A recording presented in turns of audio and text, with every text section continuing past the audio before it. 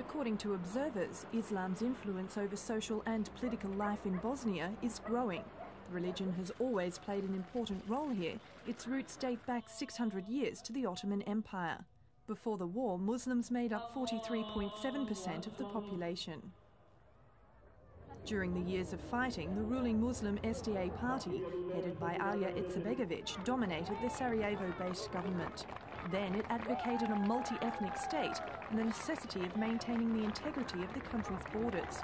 But since the ceasefire, Western observers have noted that the SDA has not done much to support the multi-ethnic ideal.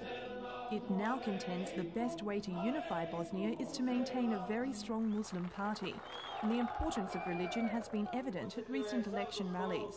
Attended by Muslim clerics, the rallies have opened with prayers and appeals for Muslim brotherhood. With the SDA expected to win among Muslims, and Alija Izetbegović expected to become a member of the joint presidency, the future role of religion in Bosnian politics may depend on which way he leads.